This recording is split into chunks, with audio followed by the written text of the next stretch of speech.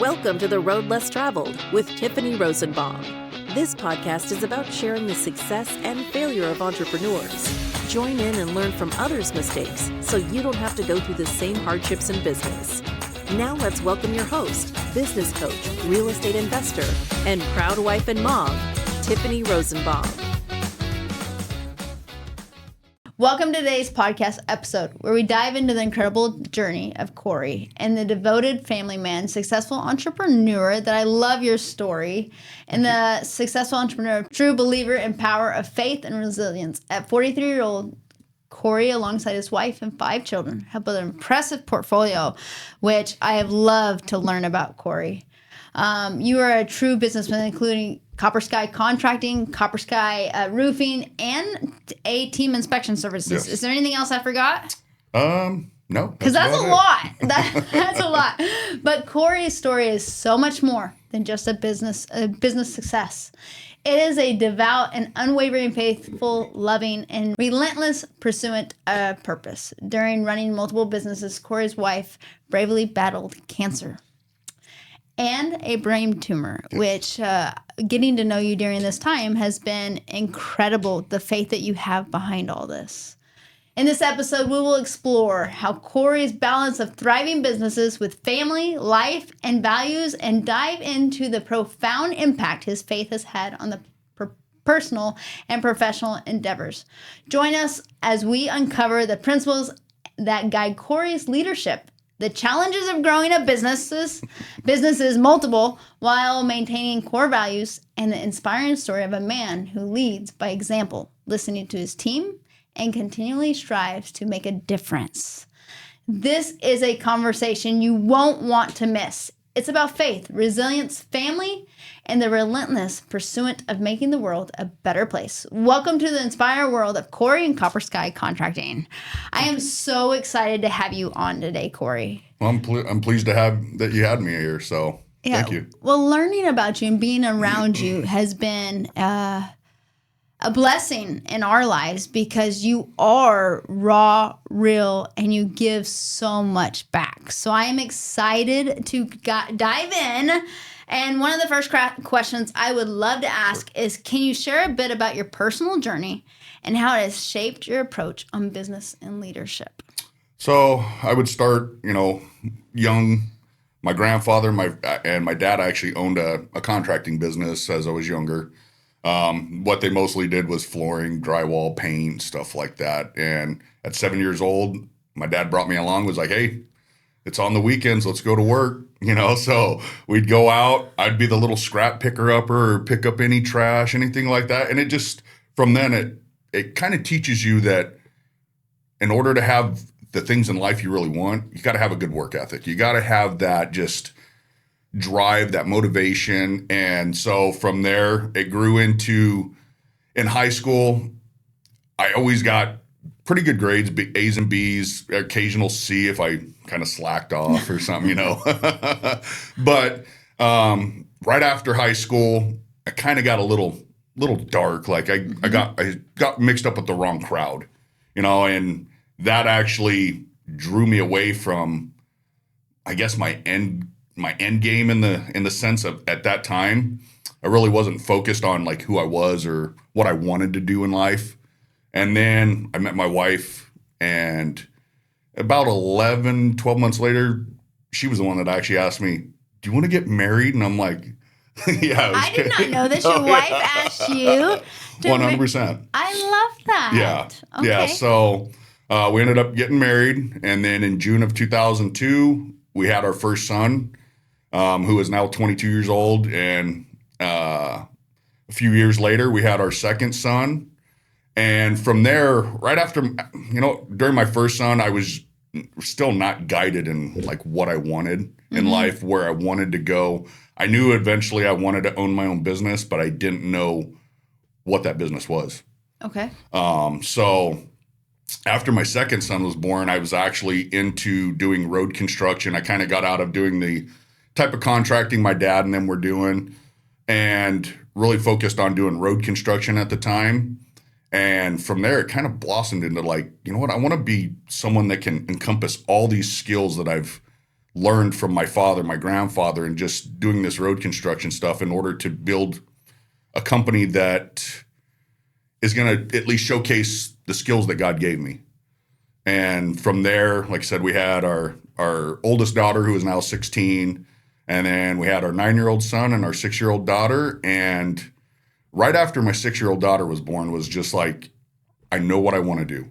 I know exactly what I got to do in order to get to that point, but it was still a struggle. It was it was hard, trying to make sure that family was taken care of, my wife's needs were taken care of, and then trying to manage work and everything else was a constant struggle. And that's where I struggled with like my faith more at that time. It was hard. I was focused on all these other things besides what God had in store for us. And then just a couple years ago, my wife ended up getting stage 2 breast cancer, which had started to spread into her lymph nodes. And at first they thought it spread to her bones. And it was going to be stage 4 cancer at that point.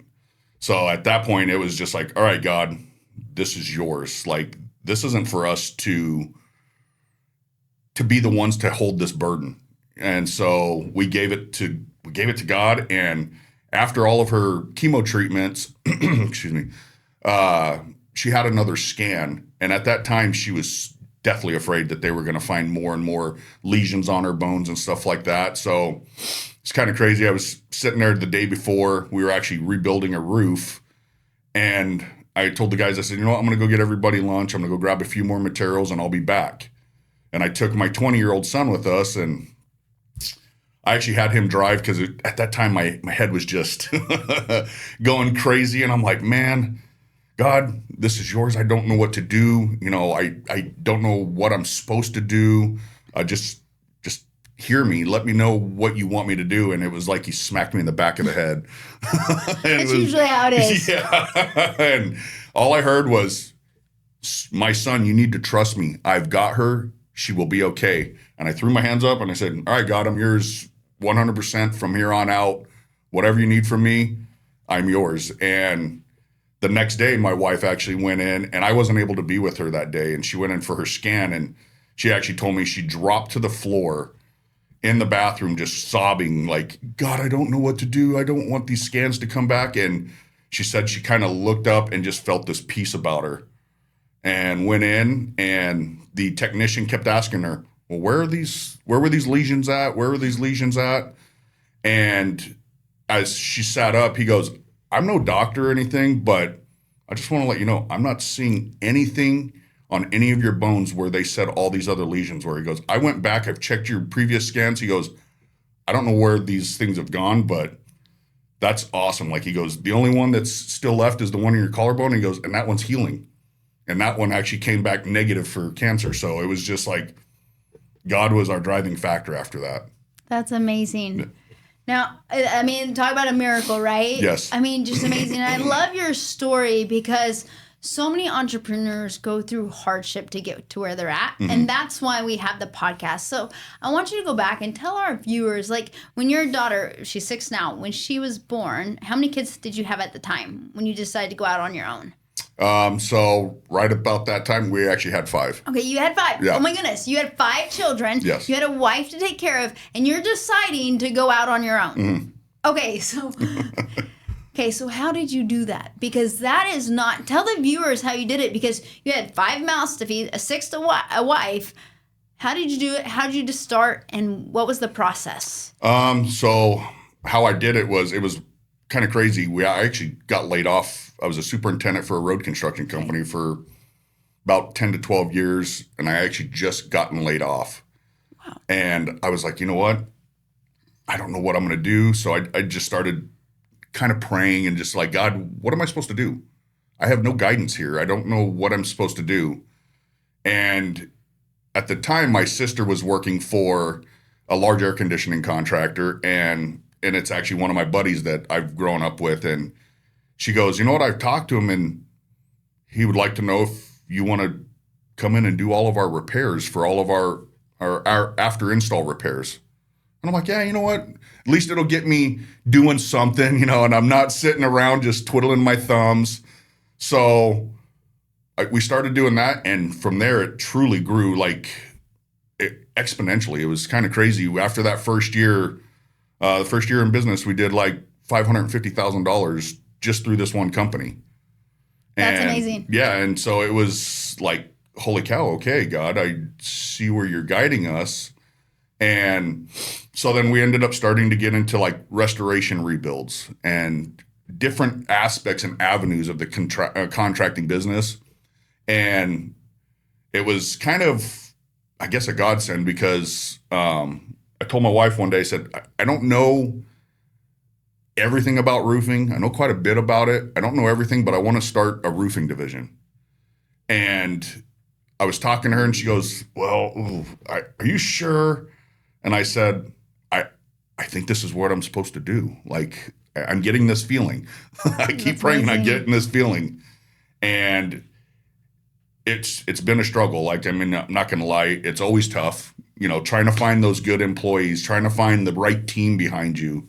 That took 2 years to really find at least a good management team to really see my vision and see where we want to go with this thing.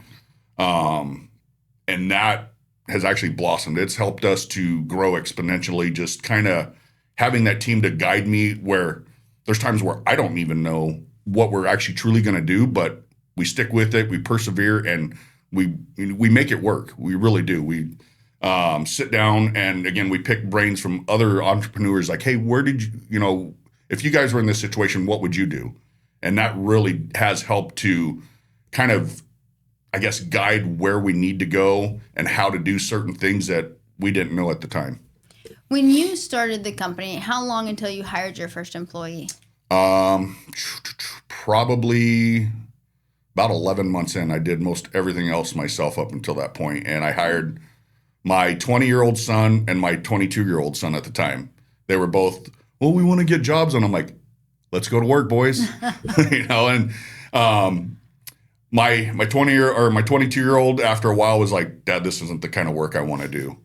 He goes, I don't like this type of work. And so at that time, I would actually take them on a lot of my home inspections and just say, hey, you know what? Go check outlets for me. Go check windows. Go check doors, the minor stuff.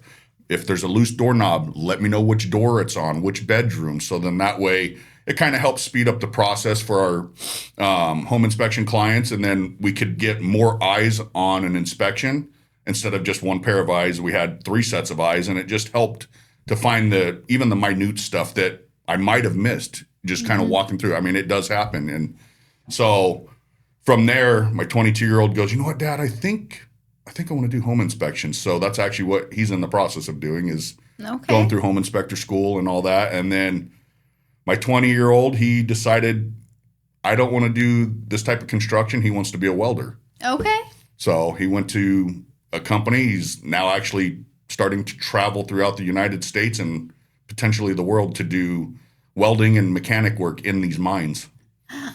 That's amazing. So let's go into the first employee that was not a family member. The first employee you hired that was not a family member. Tell us a little bit about the struggles that was with that, trying to learn that process. Gotcha. If that one didn't go wrong, did it go very smoothly? Tell us about that process. Usually the hardest thing is building that team, like you said, right? So what are some pitfalls that you found or some struggles you found? Tell the viewers so they can learn from us and they don't have to make the same pitfalls that we've made, right? Okay, so one of the first ones I hired, it was a gentleman, real good guy, but there was times we didn't see eye to eye. He wanted to do things a certain way, which he didn't necessarily have the skill set to do that. Mm-hmm. And so trying to train him to understand how we did things, that was one of the toughest struggles. Was he always was like, no, I want to do it this way. And it's like, well, if you do it that way, we could end up here, or here. And we ultimately want to end up over here doing it correctly. And there was quite a few jobs where him and I would get into screaming matches out front of the customer's house. And that was horrible. That's a horrible look. Yeah. And it's, it shows that there's no cohesiveness between the managers and the employees out in the field. Mm-hmm. So we actually had to take a step back, and I told him, I said, we need to work together on these projects. We have to work as a team. And it started to get a little better up until a point where we put him on a project and he goes, yep, I can get this done. I'll have it done in about a week. That project took 5 weeks. And so I asked him, I said, well, what's the problem? I'm just not motivated. Well, how can I help motivate you? And nothing I did could help motivate him.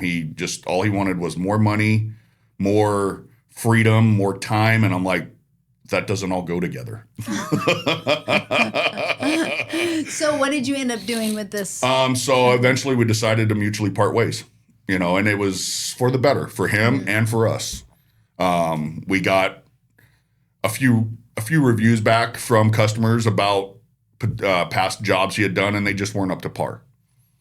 So at that point, it was just like, okay, this is what we need to do to better ourselves as a company and to give you that opportunity to seek that freedom, to seek that money that you're looking for that we can't provide for you. Yeah. So how long did you end up keeping this employee that was not a good fit? About a year. About a year? Yeah. So if we're going to talk about it in money, because talk to our viewers about this. A lot of times viewers don't understand the longer you keep an employee on that's not a good fit, the more money it costs the business, right? 100%. Yes. If we're going to put this in dollars, how much do you think that one employee cost your business? I would say over that year and just having to go back and redo work and everything else, about $40,000. Okay, so if you were going to look back, if you were going to do it all over again, what would you have done differently? Definitely probably profiled him different and just tried to see if he was actually a true fit to our core values, our culture, and what we were trying to build at that time. At the time, I was just like, I need a body in the seat type thing, and it's... We've all said that. We have all said that, Corey, and it's the worst. It's the worst words we can say as entrepreneurs and business owners. We just need a butt in the seat. Yes. I can remember my worst hire because I've done it, and I think we've all done it. Mm-hmm. But what have you done to try to mitigate that going forward? What have you done to change that, to create a team atmosphere, to create cohesiveness, to have core values? What have you done in your company? So one of the things is like when we do interview someone now, it's we show them what our core values are. We actually truly show them like what our team culture is. Like we have a video that has shown like myself, my brother, who is our general superintendent, our office staff, just kind of cohesively working together. And we kind of show them like, hey, this is what we embody out in the field, whether it's, a tile guy or all the way up to our superintendents, whatever it is, we work together as a team no matter what. And if you have an issue, bring it up to us. Let us know. We want to make sure that you are feeling successful. We want to make sure that everybody feels like they're part of the team, like a part of the family. And that's truly how we try to run our business is like, we're a family. We got to work together. Again, not all families get along, but they work things out. But they do work things out. How long did it take you from when you started the company to actually get core values? Because this is some things that companies still today don't have. But like you said, it's so important. How long did it take you to realize how important it was? Probably the first year and a half. Like it literally, I didn't really have those set when I first started this thing because it was more, at the time, I just took it on as a job instead of a business. I think a lot of entrepreneurs do that. I think that's, I think it's very normal. I know when we started, it was the same thing. Yeah. We didn't realize core values, mission statement was so important until we read Traction. If you haven't read Traction, I love the book. So how do you feel like core values and a mission statement helps your company go forward? So it lays out a foundation for the employees, for our management team, office staff, whoever it is, what our vision is, what we plan on doing, those that we plan on serving. One of the biggest things is, like I said, we really focus on God, and like our core values are faith, integrity, accountability, perseverance, and just focus on the overall customer experience. And that actually truly helps our employees to understand what we're seeking, what we're after. Again, we're not out to get rich off of one job because that's not what we're called to do. we're called to be a blessing. And that's how I truly want to run my business. Is this thing is it's a blessing. It's God's business. It's not truly ours. This is God's business. And we're here to be his hands and feet and just truly guide our employees in that same direction. It's like, this is how we want to operate. Our mission statement is to go out and to be the hands and feet of Jesus, to do what he's called us to do. But yes, at the same time, make a profit. We have to, in order to continue to do this and continue to serve those that he calls us to serve. Now you talk about serving and being a blessing into your clients, customers' lives. How do you make sure that transpires from your team to making sure you're blessing the customers? Because in construction, that's hard to do sometimes, okay? Yes. Especially in residential, because customers don't always have a realistic outview of what it should look like or what it should be like. So how do you continue to make sure your team transpires to be a blessing and help your customers and be that blessing that you're talking about? So one of the things we do is, depending on the size of the project, we do start with a design team. Then that way, from there, the customer has an overall view of what that final product's supposed to look like, and it just helps them to imagine, oh man, this is going to be a beautiful project.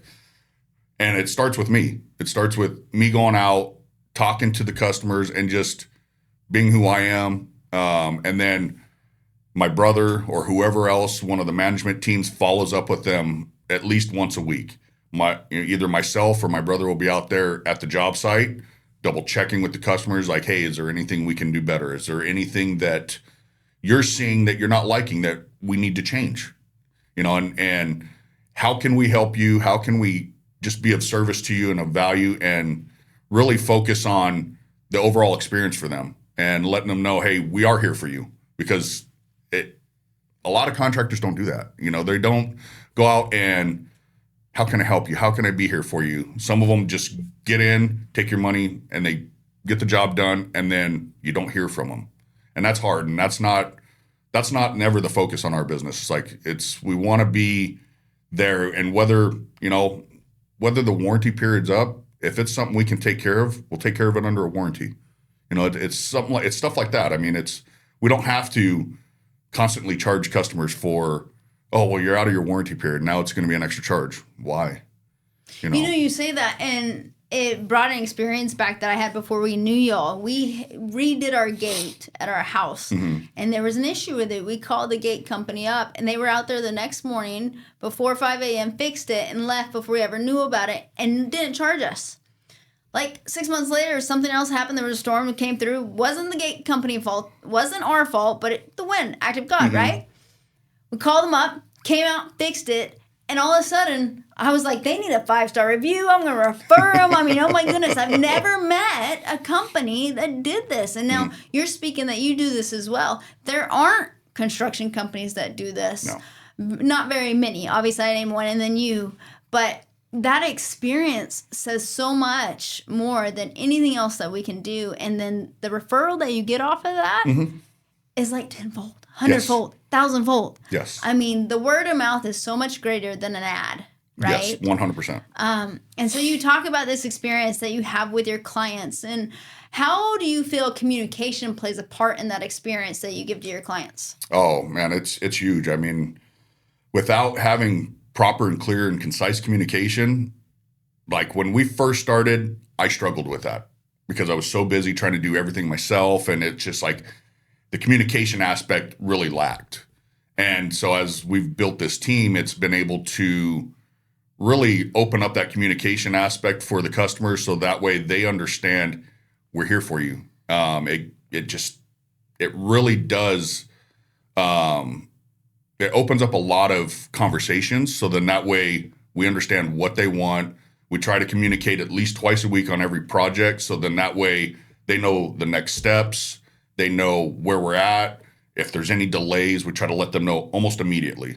There's times where, we'll be expecting to deliver and all of a sudden we get an email last minute like, hey, your items are delayed. And it's like, oh, man. But then that's right as soon as we get that notification, it's off to the customer telling them, hey, we just got this email, and we'll even, screenshot it or forward them that email so they understand that You just got it. Correct. Mm-hmm. So just having that communication is huge just because, like I said, it keeps everybody in the loop, keeps the customers satisfied. Like, okay, they are doing their job. They are trying to do their best to get this project done. It's amazing the companies that you have built. Now, a lot of questions that I get from our viewers, Corey, is how do you do it all? You have 3 businesses, you have 5 children, and you have a wife that's been through cancer and hell and back. How do you keep everything on the table without like something dropping? It's tough. It is tough. Again, a lot of it is due to my faith in God.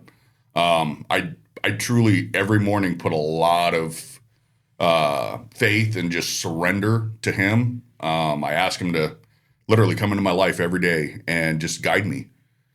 Without that, I could tell you right now, we would be in a world of hurt. Just not keeping focus. That's one of the biggest things is like just keeping focused on what's going on at work. But then if my wife does call, that's why I have a team to kind of back me up. And then I can go and take care of her needs. And when my wife was going through all of her cancer treatments, that was the toughest time. At the time, we had just our project manager and a scheduler.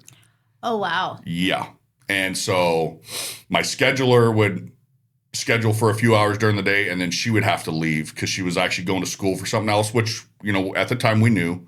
But my project manager actually took on a lot of responsibilities, and it was tough on her. I could see it and just how worn down she was at the end of the week and stuff like that. So, we tried to jump back into it, do a little bit more, and it was kind of weird. We were in the process of, getting our taxes done, and I needed someone to take care of our books because with everything going on, I was like, man, I don't have time to do all this. And so I called my sister-in-law and just asked her, hey, could you help us get these books straightened out just so I can get them over to the CPA? And she goes, yeah, I would love to. That turned into her becoming our business manager. She, she has been an amazing, amazing help to our business. She has really helped keep us focused, driven, and our eyes set on that end goal. Like our end goal is within the next 12 to 15 years to be able to sell this thing. Awesome.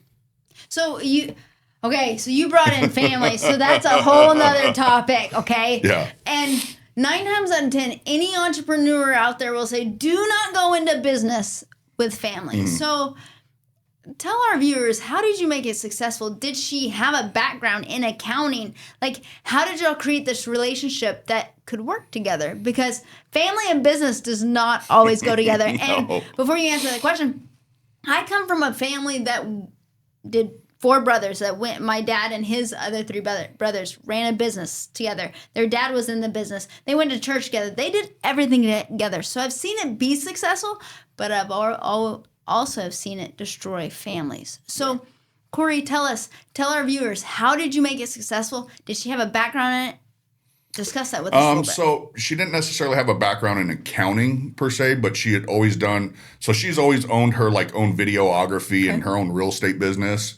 And she knew how to take care of her own books. Okay. So from there, when I asked her, she goes, oh, I already know how to do this. And she's the type of person where if it's something she doesn't understand, she'll stay up all night and research it.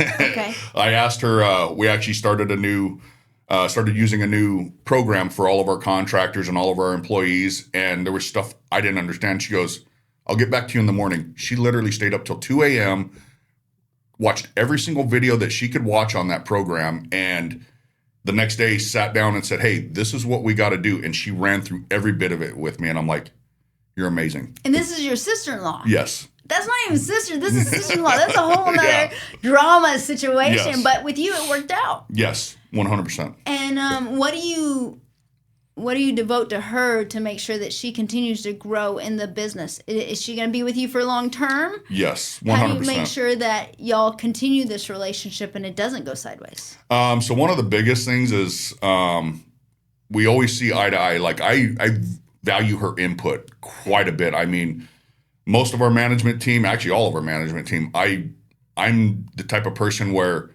I don't know everything. So if you're going to bring something up to me, I want to know. I want to understand what you're telling me. So then most of the time they're like, here's the research I've done on this. This is the reason why I think we should go this route. And here's just some backup data or backup proof. And it's like, okay, let's try it. And from there, like I said, I just see and envision both her, my project manager, and my brother just exponentially helping us grow. I mean, they have such a great vision for what I've always envisioned for this company and all of these companies. And they're always like, okay, what do we need to do differently? They always challenge me. They're always like, there's something you're missing, sir, that you need to be challenged on. And that's truly what my sister-in-law does for me, is she challenges me. So it's like, okay, I know what you're trying to do and I see the end game. Well, it's interesting because really successful entrepreneurs will say, pick the 5 people that you spend the most time with, and they will determine the success you can have. Mm-hmm. And it's true. Mm-hmm. Like, do they push you or do they hold you back? Yeah. There's one or the other. You're not going to get both. No. So they're either going to hold you back or they're going to push you and level you up. And I think it's interesting listening to your story, and I love it so much because everybody around you, you're saying they're pushing you. I mean, you're going to get to that goal about selling in 12 years. You never know. One of our viewers might want to buy it, you know? Yeah. So what do we see from Copper Sky Contracting in the next 5 years? So my goal for this company and my vision for this company in the next 5 years is to be between $60 and $70 million a year company. Be one of the largest companies in the state of Arizona as far as contracting and roofing, and just truly try to spread the love that we've called to do. One of the biggest things is like we're trying to get to the point where by the end of the year we can do a free bathroom giveaway for someone in need. That's awesome. Or whether it's, a family that is in absolute dire needs, is on their last leg. If they need a roof, we can offer that and just give it to them for free. Because, I mean, not everybody has that financial means or, the credit to get what they need. So, again, we just want to be able to help. And one of the biggest things is we do have a couple of nonprofits that we're trying to get started to further that help as well and just give back. That's something that's always impressed me about you, Corey. You've always been about giving back. No matter what status you're in, wherever you're at in life, your wife's going through cancer, you're still trying to give back. It's like you're always trying to give to people, which that's why I love your company. That's why we're doing business with your company, because of the fact that what you give. And I do truly believe what you put out in the world, you get back. Mm-hmm. And you are helping people. Now, one last question. Well, probably a few more. But tell our viewers, what's the hardest thing with starting up your companies? Because our viewers, not all have started a company. Some of them are wanting to start a company. Mm-hmm. Some of them are in the midst of the trial. But what has been the hardest thing for you in starting a business? Now, you started 3, but from your first one to the second to the third. My first one was obtaining customers. Okay. I mean, that was one of the hardest things. And it was like, how do I start? Where do I start? And for us, it was, I started and I got on Angie's Leads, which I would not recommend. But it actually did help me to grab a couple of realtors, because the first business was A-team inspections. Okay. And so I got a couple realtors out of it. And then one of them was actually a realtor out in Maricopa, and she actually opened the doors to quite a few other realtors. It was like, hey, I know this person, and hey, I know this person that needs an inspector. And so from there, it kind of blossomed from there, and it's to the point where we do inspections for about 40 different realtors and stuff like that. So that was one of the biggest struggles, was getting customers. The other biggest struggle with Copper Sky Contracting was, again, we were able to start doing work for this other AC company, but just getting customers outside of that was still one of the biggest struggles. It's like I didn't know how to fully go about that. And then one of the biggest things was just, like I said, surrendering. And I just told God, I said, God, I don't know how to do this. Guide me. And it was all I could continue to hear was, do quality work. It'll come. Do quality work. And it's like, okay. So I really focused on that. And it was like, from there, it was more of a windfall. Like, oh, well, I got your name from this person. They said you did a great job. Can you come take a look at my project?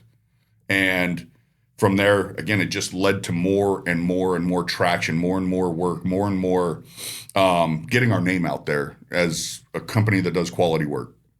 Now, you are the owner of multiple companies. How do you continue to level up as an entrepreneur? Because you can be an entry-level entrepreneur, you can be a CEO, and then when you go to a $60 million company, that's a whole different owner than $1 million company. How do you continue to level up to become that $60 million owner? One of the biggest things is seeking guidance from other entrepreneurs that have been to that level, and then also just obtaining a good business coach. I mean, they will literally help guide certain aspects that none of your team's truly going to know, that I don't know, that they have the experience of guiding certain, companies to that point. And then getting that brand out there. Branding is huge in order to get your company to that next level. And it really, truly is. I mean, my sister-in-law used an analogy where you're going to have this bucket and you've got a lower bucket. Well, you've got a bunch of frogs in this bucket. And without either having some type of a brand, some type of leadership team to push you and to get you to that next bucket, you'll never make that. You'll never get into that next bucket, where you're always going to have certain frogs that are either want to pull you down or keep you in this bucket. Well, again, you can't necessarily focus on those. You've got to focus on those next steps. And like I said, that next step is finding a coach to help you, finding a team that is there to push you, to guide you, and to always have your back and literally see the vision that you have for your company. What's interesting, you keep on talking about the team. I talk about the team all the time because it really is. It is the team around you is the rocket fuel to your companies. Yes. It just is what it is. Without a team, you're not going where. You have a cap. With a team that sees the vision that you in place, there's no limit. No. So now, tell our viewers, what is the best advice you've ever received? Don't give up. Persevere, because this stuff is not easy. It is not easy to do on a day-to-day basis. And it's funny because, they say within the first 5 years, most businesses pretty much fail or go under. But the way I look at that is those are the businesses that didn't necessarily persevere or had that drive to continue. No matter how many times you fail, you got to pick yourself up, dust yourself off, and just keep going. I mean, over the last 3-4 years, I've probably failed quite a few times. What entrepreneur hasn't? Yeah, exactly. I mean, if you haven't failed, you haven't tried. That's what I look at it. If you have not failed, you haven't tried. What is the worst advice you've ever received? Oh, gosh. Well, one of the worst advice I've ever received was, and it's from people that have never actually truly owned a business. It's like, you're doing great. I don't necessarily believe that. I mean, because if I had someone else come in that has been to that level that I want to be, they're going to look at me and be like, you're not doing so great. And that's the type of advice I would seek. That's the type of advice I would love to hear, because then that lets me know I've got some changing to do. I've got so much more in me that is going to drive me to this next level where, like I said, these people down here are like, oh, you're doing great. You're doing fine. You can keep going the way you are. And it's like, that's not the way we progress as a business owner, as a business, and just as human beings. No, you're 100% right. And what entrepreneurs I find that are successful learn how to be very uncomfortable. Be comfortable with being very uncomfortable. Yes. Because you have to push and move through places you've never been before on a daily basis. Yes. And entrepreneurs that have been there will tell you the same thing. Be comfortable with being very uncomfortable. Otherwise, comfort is the enemy of success. Yes, 100%. And it's funny you bring that up, because I tell my team that every day. They're like, oh, well, we're getting to this point. I said, don't get comfortable. I want you guys to be so uncomfortable that you're comfortable being uncomfortable, because then again, that just leads us to driving for more things, striving for better, striving to be the greatest company we can be. And so it's upon that that notion or that thought. It's just like, this is how we actually become better humans. We can serve others better. We can be a blessing. We can do just so much greater things than sitting back, sitting on our hands and, oh, well, you know what? I'm very comfortable with where I'm at. That's never who I've been, and that's not who I'm about to be. I always push that envelope to like try to think outside the box and just be uncomfortable and know that this is the norm I'm gonna have to stay with, is being uncomfortable, knowing that this uncomfortability produces just greater results. We're meant for more. Yes. We're meant for so much more, but we have to be willing to go there. Mm-hmm. Now, one last question. Sure. If you could recommend any book for an entrepreneur, for our viewers, what book would you recommend? Oh my goodness. Man. Off the top of my head, I do say for any business out there, they need to read Simple Numbers. Okay, yes, that is a great book as well. 100%. And there was a couple other ones. Oh, Rich Dad, Poor Dad. Yeah, Poor that's Dad. a good That's one. a great one. That's a good one. And then there was one I just got done reading the other day. Basically, and like I said, I can't remember the name of it right now, but it just talks about how money works for itself, and how if you do business right, that money is going to work itself to where it's not necessarily limiting, it's unlimited, but there's still also a limiting factor on our abilities to garner that money to work for itself. So that one, it actually helps me understand a little bit different business-wise which way I want to use that money, whether it's investing in certain different things or, again, whether it's to give and just donate. I mean, that's probably one of the biggest things that's actually helped us grow, is learning to donate our time, our money, our skills, and just show that, hey, with these donations or with whatever it is God's called us to do, it eventually will come back tenfold, hundredfold, whatever he decides. And it's actually, like I said, it's just been so much of a blessing to actually own these businesses and to see smiles on people's faces and just know that, hey, we're out here doing what we're called to do. No, it's true. Well, you'll have to give us the name of the book, because we'll put it in the comments. But Beautiful. Corey, I so much appreciate you coming on today. I love your story. I love everything that you're going through and what you're building. Where can our viewers find you, though? Where can they find you to contact you, to do work, and get to know you? So you can check out copperskycontracting.com. You can call our office, 480-361-8554. You can even personally call me, 480-244-3374, and we'd love to help you out and see how we can be a blessing to you. I love it. Thank you so much You're for welcome. coming on today, and we appreciate you being part of our podcast. Well, we appreciate you. Thank you. Thanks for tuning in today to The Road Less Traveled. If you're organizing an event, workshop, or simply planning something exciting and would like to have Tiffany Rosenbaum join you or want to have her on your podcast, visit TiffanyMRosenbaum.com and click on Book Tiffany to get started.